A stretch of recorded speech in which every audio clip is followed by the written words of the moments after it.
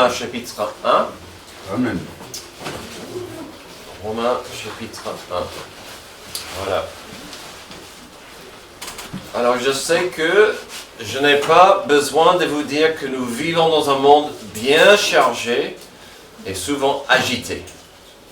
Dois-je vous rappeler que nous vivons dans une culture remplie d'engagement et d'activité.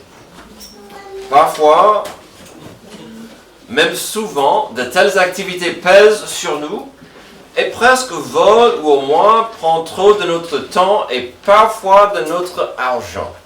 J'ai toujours dit, il y a deux parties, deux saisons de l'année qui coûtent cher. C'est la rentrée et puis Noël. C'est pas toujours facile avec toutes les activités que nous avons devant nous. Alors, si je réalisais un petit sondage ce matin pour voir qui ici est épuisé, balayé et stressé. Donc déjà, si je faisais un sondage, mais déjà les gens disent oui, moi, je suis balayé, épuisé, stressé. À mon avis, la plupart de vous voterez oui. Peut-être vous avouerez d'être coupable, d'être toutes ces choses. Chargé, bien, stressé et tout.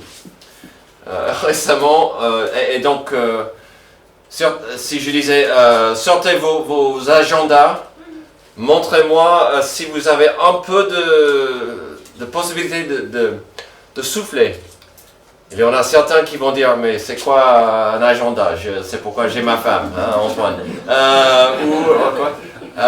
Mais d'autres, je suis à la retraite, ça va. Mais d'autres vont dire, non, franchement, c'est blindé. Récemment, on m'a demandé si nous avions de grands plans d'évasion pour les vacances de Noël. Voici ma réponse. Je n'ai pas rié, mais ma réponse était simple. Pour moi, ce qui fera pour moi la joie des vacances de Noël, c'est juste d'avoir moins d'activités, moins d'aller à gauche et à droite pour amener quelqu'un ici, pour faire toutes ces courses à gauche et à droite. Juste un peu de pause. J'ai pas besoin d'aller loin, juste un peu de repos. Même si parfois on veut rêver de rien faire, parfois on veut simplement débrancher notre cerveau, allumer Netflix pour faire du binge-watching, ou vision en rafale, ou de regarder en marathon. Bien sûr, de pouvoir faire la même chose avec un bon livre est aussi un rêve. Je sais pour certains, Netflix ne vous emporte pas, mais de faire rien sauf d'avoir un bon livre. À côté de la cheminée, si vous en avez une, ça c'est pas mal. Ce n'est pas une mauvaise idée parfois de débrancher de la folie de ce monde et de se ressourcer. Mais même sans ce scénario que je viens de décrire, il y a un danger dans le monde moderne pour des gens de ne pas engager leur cerveau et de simplement absorber. J'ai dit c'est dangereux et il y a au moins deux dangers liés à une telle approche. D'abord, l'esprit sera formaté et formé par le monde si vous ne décidez pas ce qui va formater et former votre esprit. Amen. Le monde le fera pour vous. Amen. Pire, le Dieu de ce monde le fera pour vous, mais aussi pour vos enfants.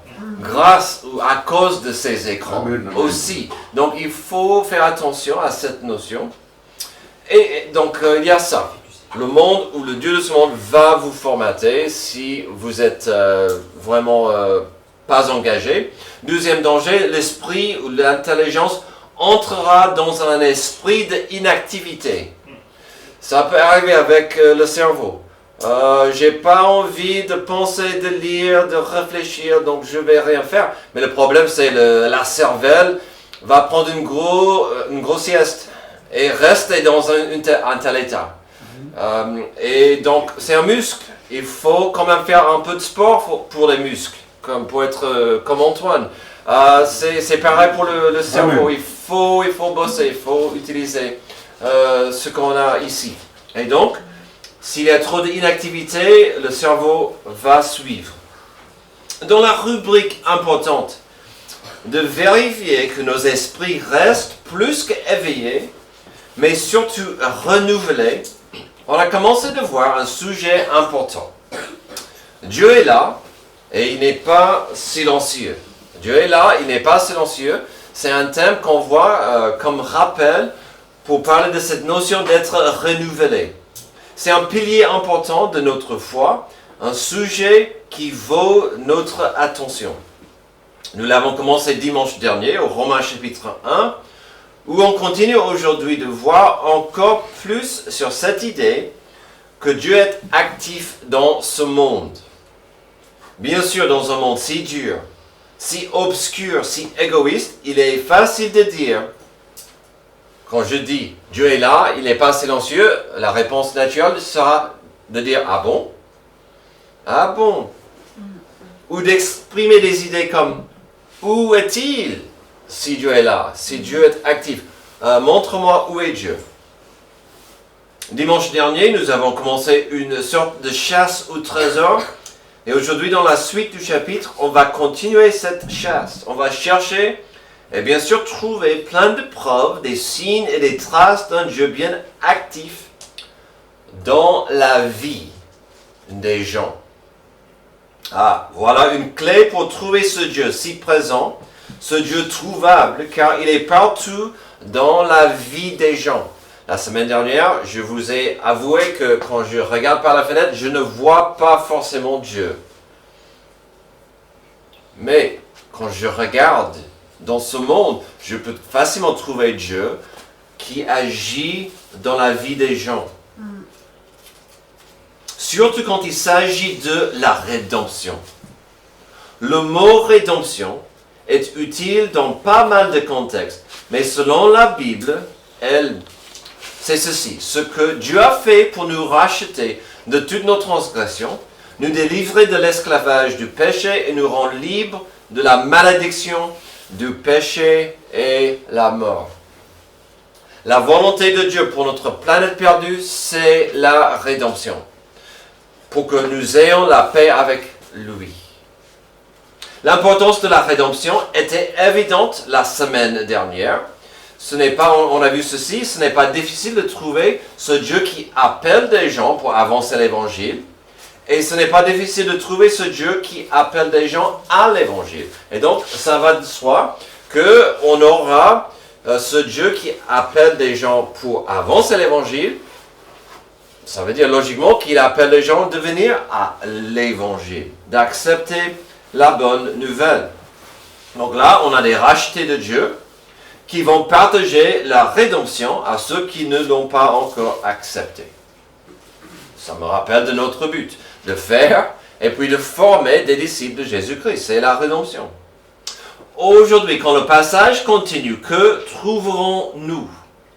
Encore l'importance de l'évangile, la rédemption, puis la nécessité du partage. Alors, on entre dans la saison de Noël, il faut parler du partage, de donner.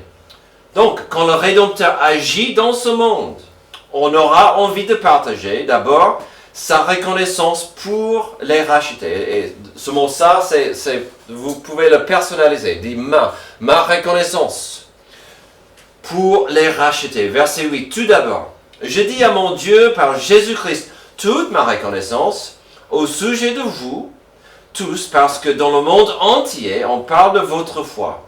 Oh, quelle belle phrase! Et j'en reviens. Verset 9, Dieu que je sers de tout mon cœur, en annonçant l'évangile de son Fils, mais témoin que je fais sans cesse mention de vous dans mes prières. Alors, on voit cette notion de ma reconnaissance pour d'autres gens qui sont rachetés, qui ont goûté la rédemption. De partager ma reconnaissance pour d'autres chrétiens. Est-ce que c'est une chose? Alors, on a parlé beaucoup de Thanksgiving dernièrement. Voici un bel sujet de reconnaissance pour d'autres personnes qui ont goûté la rédemption. C'est intéressant comme concept. Déjà, on devrait être reconnaissant pour notre famille en Christ et pour le don du salut autour de nous. Et quand je vous vois dans cette pièce, c'est magnifique. Je vois les gens de la famille de Dieu ici qui se réunissent dans ce local pour glorifier Dieu ensemble. C'est l'église biblique baptiste de Liussaint même si ce n'est pas que les livres saintés ici, c'est pas grave, c'est une belle chose, mais ça remplit mon cœur de reconnaissance. Mais le passage nous rappelle, on peut être reconnaissant pour d'autres chrétiens, d'autres enfants adoptifs de Dieu. Et c'est ce que Paul est en train de dire. Ici, on voit que Paul est reconnaissant à Dieu pour ces gens qui sont loin. Des gens que Paul ne connaît même pas. Mais étant rachetés, ils sont de la même famille. Et en plus, il est encore bien plus précis, Paul.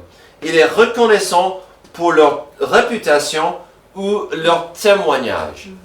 Tout à l'heure, quand notre frère Antoine parlait de la sagesse et l'importance de la sagesse, on a vu ce qu'il a écrit à l'église de Corinthe. Et il a dit tout de suite, correctement, que l'église de Corinthe manquait de sagesse. Il y avait un problème de sagesse.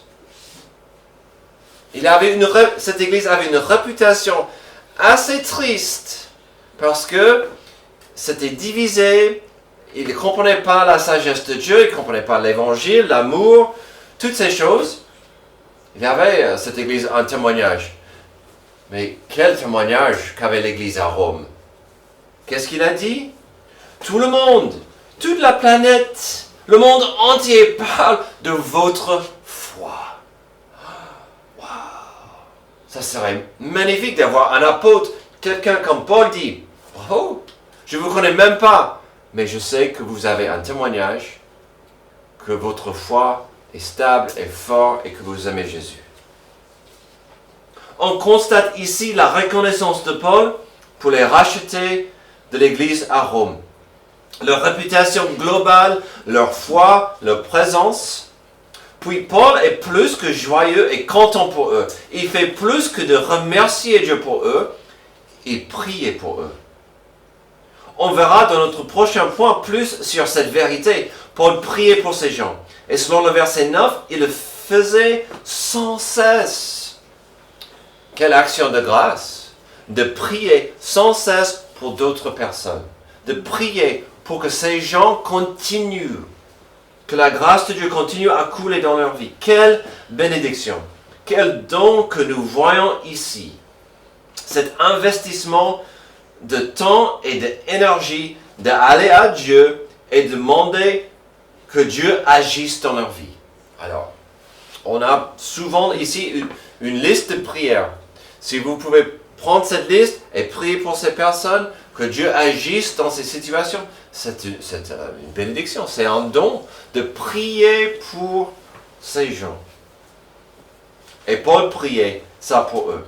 Et en plus, au verset 9, Paul leur explique encore, il est un serviteur. Dieu que je sers de tout mon cœur en annonçant l'évangile de son Fils, mais tellement que je fais sans cesse mention de vous dans mes prières. Et que fait un serviteur? Il va servir. Il sert. Puis ici, Paul est très clair sur son service. Quand il n'est pas en train de prier pour l'Église, il est en train de partager la bonne nouvelle de l'Évangile. Voici son service. Je prie et je partage. J'annonce, je parle à Dieu et puis je parle aux gens. C'est pas mal. Enfin bref, Paul veut voir encore plus de racheter pour Dieu. En attendant, il remerciait Dieu pour les racheter et il priait pour eux. Est-ce que c'était une perte de temps et d'énergie pour Paul de prier pour d'autres personnes? J'espère pas, parce qu'il le faisait sans cesse. Ce n'était pas une perte de temps, parce que le Dieu Tout-Puissant l'entendait. C'est l'intercession. Ensuite, quand le Rédempteur agit dans ce monde, on aura envie de partager sa reconnaissance avec les rachetés. Alors, on va entrer dans un passage où Paul va exprimer comment et pourquoi il veut bénir ces gens, cette famille de foi. D'abord, il veut y aller si Dieu le veut. Une phrase que j'aime bien, si Dieu le veut. Verset 10. Constamment, je lui demande d'avoir enfin, dans le cadre de sa volonté, le bonheur d'aller chez vous. Je désire en effet vous voir pour vous communiquer un don spirituel afin que vous soyez affermis. Ou plutôt, afin que nous soyons encouragés ensemble, chez vous par la foi qui nous est commune, à vous et à moi. Amen. Ça, c'est l'amour au carré. Ça, c'est le service au carré. Je veux être parmi vous pour vous bénir, pour vous aider. Et, maintenant que j'y pense, ma présence parmi vous sera une bénédiction pour moi. Gagnons. Si Dieu le veut, c'est toujours une bonne idée de prier la volonté de Dieu pour nos désirs. Si Dieu le veut, c'est dans la prière modèle que Jésus nous a enseigné, de prier pour la volonté de Dieu. Et quelle est la volonté de Dieu? On l'a vu déjà, c'est la rédemption. C'est de la sanctification, de marcher plus proche et plus près, de devenir plus comme Jésus. Puis il ajoute ce détail important que sa présence chez eux serait pour leur croissance. On ne sait pas qui a lancé l'Église à Rome. On ne sait pas. C'est un mystère, c'est pas un grand mystère, c'est pas grave qu'on ne connaît pas qui a lancé l'Église à Rome. Selon des historiens, elle était probablement plantée par des Juifs qui rentraient à Rome après la naissance de l'Église à Pentecôte. La mission, en action. L'Église à Rome était en bonne santé, mais avait besoin de l'entretien et de l'encadrement des gens formés. Dans le livre des Actes, on peut constater que partout où les apôtres allaient, ils passaient du temps avec des nouveaux convertis afin de voir une croissance correcte et belle pour l'avenir. C'est ce qu'on verra de Paul ici. Et cela est évident au verset 12, où on constate qu'à ce stade, ces gens avaient besoin d'être formés et Paul avait besoin d'enseigner. Verset 12, plutôt afin que nous soyons encouragés ensemble chez vous par la foi qui nous est commune, à vous et à moi. Paul continue cette idée encore au verset 12 à 15, ou plutôt afin que nous soyons encouragés ensemble chez vous par la foi qui nous est commune, à vous et à moi. Il y a au verset 12 cette notion des bénédictions mutuelles.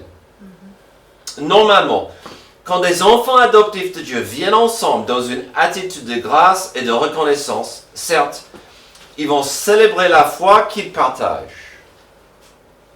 Mais Paul va encore plus loin, n'est-ce pas, dans ce passage. Paul explique l'importance de la responsabilité mutuelle qu'ils avaient. Lui d'enseigner et de partager, et eux d'apprendre et d'appliquer. Alors, je viens de le dire, quand on vient ensemble le dimanche, par exemple, on le fait pour plusieurs raisons. J'espère que ce n'est pas afin de gagner des points au ciel. On vient ici pour louer Dieu. Ensemble, pour être ensemble dans l'amour fraternel. Mais on vient aussi pour apprendre plus sur la parole. Et ça met une responsabilité lourde sur nos enseignants. Que ça soit Sean à l'étage avec nos enfants, Antoine, vous avez à 10h, moi à 11h. Je suis reconnaissant que vous soyez ici et plus ou moins réveillés. Ok, c'est magnifique, c'est encourageant de voir une église qui veut avancer, étant ensemble.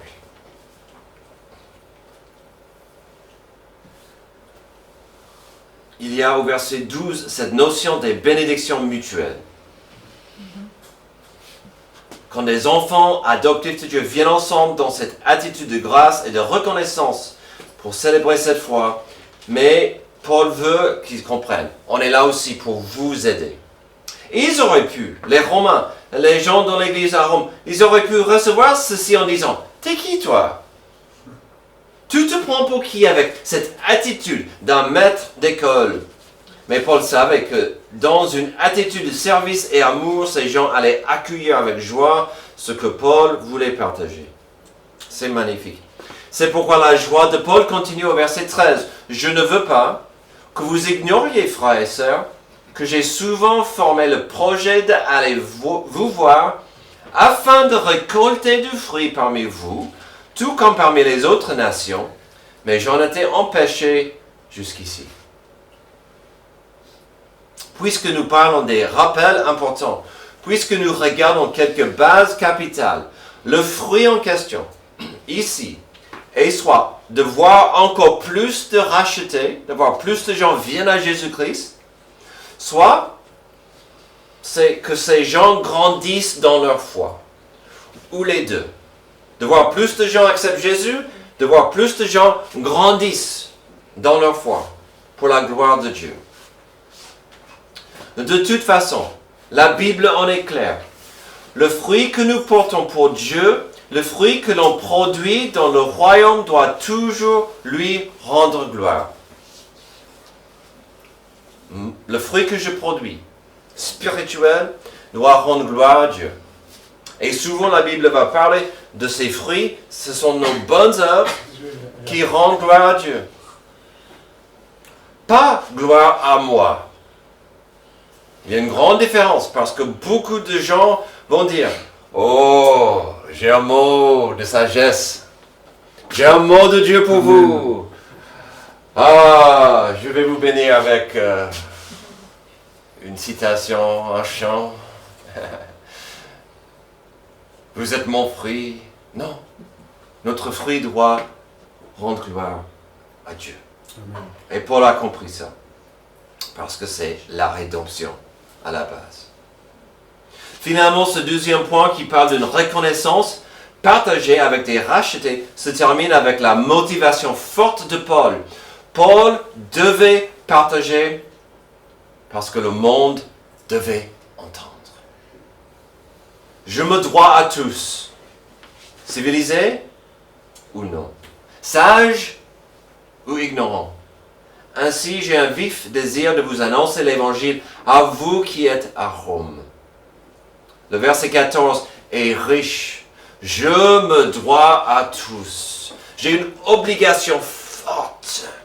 Je ne peux pas me taire. Je ne peux pas être tranquille dans mon siège. Je dois annoncer, partager, je dois bouger, je dois servir. C'était une obligation. Et à qui? Aux gens civilisés, aux gens pas éduqués. Toute nation. Le verset 14 est magnifique car nous voyons la simple vérité de la disponibilité de la grâce de Dieu. Est-ce que le royaume est pour les riches? Est-ce que le royaume et la grâce de Dieu est pour juste les juifs? Est-ce que le royaume est que pour les intelligents ou des gens beaux et sexy de Hollywood? Bon, ils en ont besoin.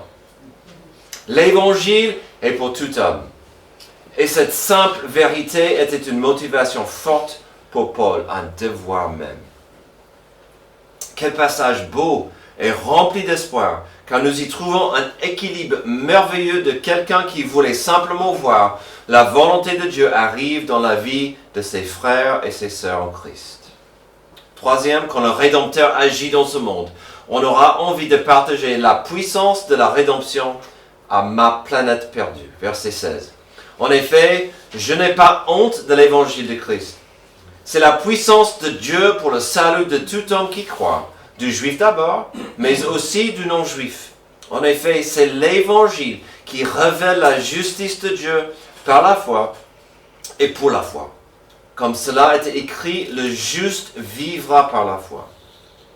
Paul vient de dire qu'il avait hâte de partager l'évangile à Rome. Il a dit aussi qu'il devait le faire, c'était une obligation. Mais ici, il prend un autre pas. Ici, nous trouvons en lui un autre niveau de motivation, une fierté de partager la puissance de la rédemption de Dieu. Je n'ai pas honte. C'est une façon négative de dire, je suis fier de ce message. Je suis fier de mon Sauveur, son message, son plan. Dans d'autres lettres, Paul écrivait, comme on l'a vu à 10 heures, les grands esprits se rencontrent peut-être, que l'évangile était pour certains un sujet de honte. Et que la sagesse de Dieu n'était pas la sagesse de l'homme. Et que l'homme aurait du mal à comprendre la sagesse de Dieu. Pas grave. Paul ne venait pas avec un discours de sagesse. Ce n'était pas une formule pour gagner plus d'argent plus de popularité, plus de likes. Paul savait qu'il était une porte-parole du roi des rois et le message qu'il avait à apporter était puissant. Le message de Dieu lui-même. Alors certains le savent déjà, mais il vaut la peine de le redire. Le mot que Paul a utilisé ici pour puissance est dynamis. C'est le même mot que nous avons à la base du mot dynamite. Alors il ne faut pas jouer avec la dynamite. Mais pourquoi l'évangile est si puissant? Il le dit, l'évangile est puissant. Pourquoi c'est puissant? Car il s'agit du pouvoir de Dieu de transformer le pécheur en quelqu'un de saint. Le salut pour tout homme qui croit, peu importe sa nationalité, peu importe sa religion, peu importe sa croyance. Nous avons ici un rappel important.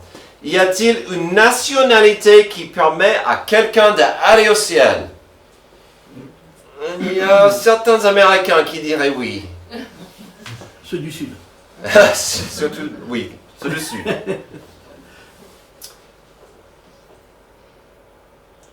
Y a-t-il une religion qui permet à quelqu'un d'aller au ciel? Non plus. Et les bonnes œuvres? Non plus. Non plus. Combien faut-il accumuler d'argent afin d'aller au ciel? Combien d'argent payera sa place à côté de Dieu? Qu'est-ce que Dieu ferait avec notre argent? Il y a une seule chose qui peut donner vie à une âme morte. Il y a une chose seule qui peut transformer un pécheur en saint. Il y a une seule chose qui peut prendre ce qui est mort et en donner la vraie vie. Il n'y a rien au monde qui peut faire ça à part la puissance de Dieu. Amen. Un miracle merveilleux, le pouvoir divin. Mais cette puissance n'est pas assez. C'est la puissance de Dieu pour le salut de tout homme qui croit. Du juif d'abord, mais aussi du non-juif. En effet, c'est l'évangile qui révèle la justice de Dieu par la foi et pour la foi. Comme cela est écrit, le juste vivra par la foi. La puissance transformative de Dieu est puissante. Mais Dieu ne sauvera personne qui ne peut pas l'accepter par la foi. Nous savons bien et belle ce que Jésus a dit par rapport à qui il était. En Jean 14, 6, Jésus lui dit, « Je suis le chemin, la vérité et la vie. Nul ne vient au Père que par moi. » Mais il ne forcera personne d'y entrer si la personne n'y croit pas. La beauté de l'évangile, la beauté de la rédemption, c'est que l'être humain aura toujours sa part, sa responsabilité envers Dieu. Dieu qui ouvre ses bras vers lui. Venez à moi. Mon fils a payé le prix. Mais il faut m'accepter. La planète entière est en train de rater cette puissance glorieuse de Dieu. En même temps, pour ceux qui n'ont pas accès à cette puissance, suis-je prêt à foncer vers eux? Comme Paul voulait aller vers d'autres personnes. Pour ceux qui sont toujours aveuglés, serais-je disponible à partager la lumière de la puissance de l'Évangile? À l'époque, Paul comprenait que Rome était le vrai centre du monde. Rome, c'était le carrefour mondial. Toutes les routes passent par Rome. Il a compris. C'est pourquoi Paul avait hâte de s'y rendre, car le monde pouvait recevoir une merveilleuse bénédiction d'un phare resplendissant dans la capitale mondiale. Alors, ce serait difficile de dire s'il y a une capitale mondiale aujourd'hui. Entre-temps, sommes-nous prêts à briller dans le monde autour de nous? Je ne peux pas briller à Rome. Je ne peux pas briller à New York. Suis-je prêt à briller au Sénat? À Lieusaint? À Pau? Notre monde a besoin de cette lumière. car même les rachetés vont souvent vivre leur vie en mode pilotage automatique. Oh, je vais à l'église parfois. Je prie parfois. Je lis la Bible parfois. Et on passe à côté de la puissance de Dieu dans nos vies car on a du mal à offrir nos corps comme des sacrifices vivants à Dieu. Et si nos corps et nos cœurs ne sont pas entièrement disponibles à Dieu, on ratera le renouvellement de l'esprit qui mène à vivre selon la volonté de Dieu. Quand le Rédempteur agit dans ce monde, on aura envie de partager. C'est complètement naturel. Sa reconnaissance pour les racheter. D'être reconnaissant pour d'autres personnes. Et je vous assure, quand vous êtes dans une église ailleurs, peut-être parfois dans une église, dans un autre pays, vous pouvez quand même sentir la présence du Saint-Esprit, que vous êtes en famille. C'est magnifique d'être reconnaissant pour les rachetés du monde. On a aussi la reconnaissance avec les rachetés, de vouloir être une bénédiction avec d'autres chrétiens. Et puis, on aura envie de partager sa puissance à notre planète perdue. Dieu est là, il n'est pas silencieux. Certes, notre monde moderne ne le voit pas comme nous le voyons. Mais en même temps, c'est parce que le monde n'a pas le désir de le trouver. Le monde va dire, je ne vois pas Dieu. Est-ce que tu veux vraiment voir un Dieu saint qui exige la justice, mais aussi qui veut que tu l'acceptes par la foi dans l'humilité? Ah non, ne me parle pas de l'humilité. C'est pas mon truc. Le monde n'a pas l'intérêt à le trouver. Le monde n'a pas la volonté à le trouver. Sauf si les individus s'ouvrent à la possibilité que Dieu a pourvu pour nous un pouvoir, une puissance qui peut transformer nos cœurs de pierre en cœurs vivants. Cette puissance est là pour le salut de tout homme qui croit. Quelle motivation nous avons de voir la rédemption à l'œuvre à travers nous. Quand je voyais les 17 enfants chez moi hier soir, la plupart qui ne connaissent pas Jésus, et je voyais tous les parents dans la rue, devant la maison, ça m'a rappelé pourquoi on est là. Pourquoi on fait ça? Pour voir la rédemption arrive dans les cœurs qui ne connaissent pas le Sauveur. Dieu est là, il n'est pas silencieux. Aujourd'hui, nous avons considéré l'idée que la main de Dieu est plus évidente quand on considère ce qu'elle fait à travers des gens, surtout les siens. La présence de Dieu, normalement, produira cette reconnaissance pour la présence et le témoignage d'autres chrétiens. Il y a sa reconnaissance pour les rachetés. Est-ce qu'on est reconnaissant pour les uns et les autres? Est-ce qu'on veut bénir les uns et les autres? Est-ce que nous prions les uns pour les autres? La présence de Dieu à travers les siens produira encore cette reconnaissance lorsqu'on est parmi les siens. C'est une bénédiction, il faut vivre, il faut être parmi les siens. Sa reconnaissance avec les rachetés. Là, il y a du fruit qui se produit mutuellement quand le corps de Christ est fonctionnel pour la gloire de Dieu. Et puis, la présence de Dieu normalement donnera envie à ses enfants adoptifs de partager la vérité de sa puissance. Car seul Dieu peut transformer ce qui est mort et moche en quelque chose de vivante et radieuse, de porter du fruit, d'être vivant et radieux. On ne peut pas faire ça ensemble. Je ne peux pas briller partout au Seigneur. Vous aussi, vous devez être des témoignages, de porter du fruit, d'être vivant. C'est notre destin, c'est la volonté de Dieu pour nous. La vérité triste, c'est que le monde peut enlever notre éclat et nous vider de notre énergie et notre vie. Si vous voulez briller davantage, si vous savez ce que vous portez, pas du fruit comme Dieu veut voir, venez à lui dans une attitude d'humilité. La solution, la clé est simple. Aujourd'hui et demain, présentez-vous dans la reconnaissance. Ou, comme on voit ici à Romains 1,12, je vous encourage, frères et sœurs, par la compassion de Dieu, à offrir votre cœur comme un sacrifice vivant, saint et agréable à Dieu.